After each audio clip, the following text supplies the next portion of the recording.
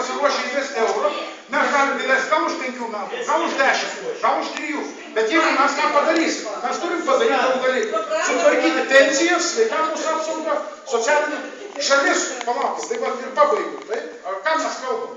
Tai 1,2 milijono dabar darbingo amžiaus žmonių, 500 tūkstančių maisto bankų, krūvo pasmiltų. 500 tūkstančių, tai apie, gal truputį mažiau.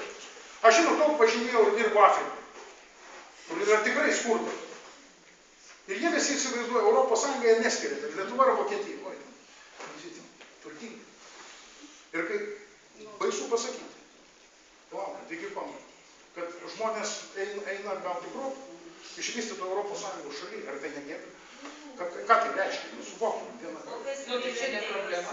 Tai problema, aš sakau, tai yra baisi. Įsivaizduokit, 50, kiek, trečdalis žmonių, šeimų gauna, negali išgyventi. Aš nekalbu ten dar kitos dotacijos, suprantate?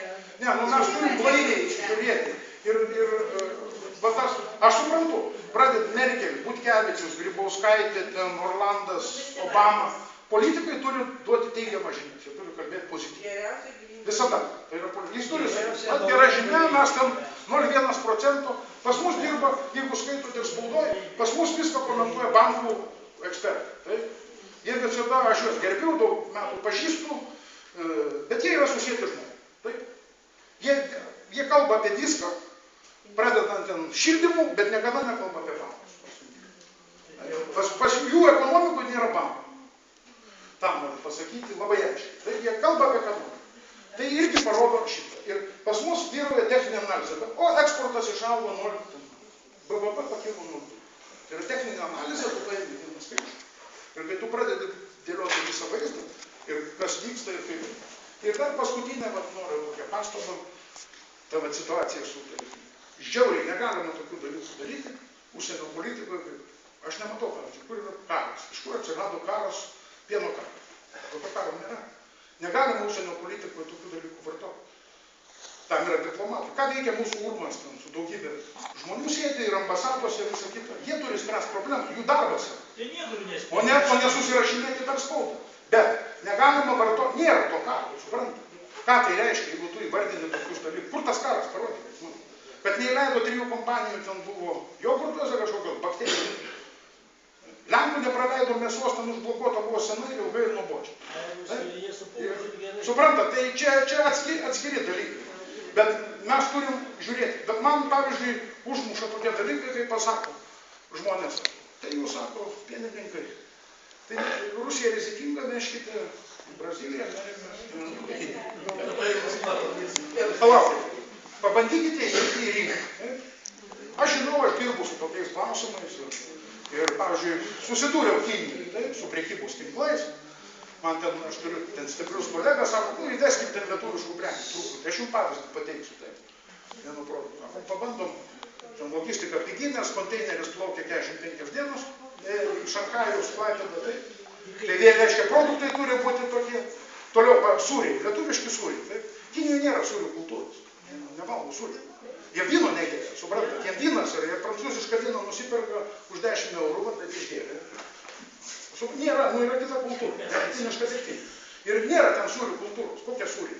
Plus jie dabar, tas licenzijos, kinai, kad atidaryti rinką, čia jau važiavo jų specialistai Lietuvoje, čia viską žiūrėjo, rašė, pažymą, čia jau tęsiasi ne metus. Pabandykite įeiti į Amerikos rinką, su jų reikalavimais. Mes į Lenkijos rinką įeiti negalime. Šalia produktais, taip. Mes konkuruojame tarpusavį, kaip ir su Latvija. Pabandykime ir tai, kokie tai yra kaštai ir kai visi eina ten, suprantate, tą Rusiją, su produktais. Tai. Visi teržiasi, tai vokiečiai ir visi perka ir eina tais produktais. Matėte, kas buvote Rusijoje, matėte, kaip atrodo parduotuvėse, vienas importas, taip, įvairiausių šalių. Tai va ten jautrus dalykai ir čia mes žinom, tai nepaprastai svarbu ir labai lengvai ten švaistyti žodžiais, kai ten kiek, bet 30%, 20%, sakyti, eksportas, taip, pieno produktų. Kiek tai darbo vietų ir visa kita. Ir bet po už to stovi žemdirbiai, supirkimai, visa kita ir visa kita. Ten irgi šventų nėra, bet visokių ten dalykų yra, su tais pienais, su mėsom mūsų įdomus. Tai va, bendra išvada, bijot nereikia, ne, tai neaišku, pažiūrėsim. Mūsų politikai kalba, ten vieni sako, darom referendumą, kiti sako, nereikia, čia visa kita, čia politikai. Aš kalbėjau kaip ekonomistas, stengiausi skaičių kalba, tendencijų, dar galim pradėti labai gilintis, bet tą bendrą vaizdą suvokti, ką mes turim matyti, kaip elgtis toj situacijai. Beje, vienas dalykas yra visada, vienas geras, stiprus dalykas yra ekonomikoje prieš įvedimą. Tas pats buvo Estijai visur, Slovenijose. Yra, kodėl pradėjo vienai kilti nekilnojamo turto rinka? Todėl, kad reikia grynus pinigus, nedeklaruotus, kadangi įvesite eurą, bus viskas kontrolė. Jūs nepakeisite. Tada prasideda ilgalaikio vartojimo ir prasideda bumas, taip? Į nekilnojamą turtą, ilgalaikio vartojimo prekės, auksas, nedeklaruotus pinigus. Lietuvoje šešėlinė ekonomika pagal Europos šalių, ne tik Europos Sąjungos, mes kažkur pirmam ketvirtukį. Apie 30% šešėlinė ekonomika nuo BVP. Europos vidurkis apie 19%. Mūsų pinigai pririšti prie valiutų kurso. Prie euro pririšti, ne prie valiutų, prie euro. Prie euro. Mes keisti negali nieko, bankas mūsų praktiškai negali. Tai ne Lenkai, kurie gali... Taip, jis gali zlotą su euru, jis gali arba su doleriu, jis sako. Tai koks skirtumas, mes dabar jau ir esam eurozona.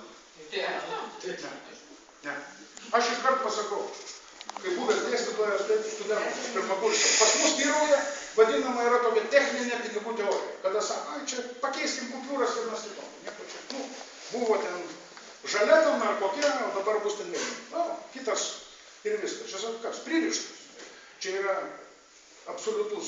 Ekonomikoje yra kitaip. Yra, pasakysiu taip, yra socialiniai ekonominiai dalykai. Yra. Litas dabar mūsų apsako, kodėl dar pas mus kainos? Aišku, kai kur ir padidintos, bet dėl konkurencijos nebuvimo. Iškart pasakau. Tokiuose šalyse, kur yra maža ekonomika, pagal apšį, rinkos ekonomika yra teorinis modelis. Čia ir kai sako, rinkos ekonomika galioja tikroji konkurencija, yra, kada yra didelė šalis, daug žaidėjų, ne 2-3. Pas mus gali 3 paukštynai susitarti ir laikyti kiaušinių kainas ir kartelį, ar ten su boileriais, kaip jie ten baisiai, iš Lenkijos kontrabandą veža viščiukus mus, taip. Ten, va, mus pjauna.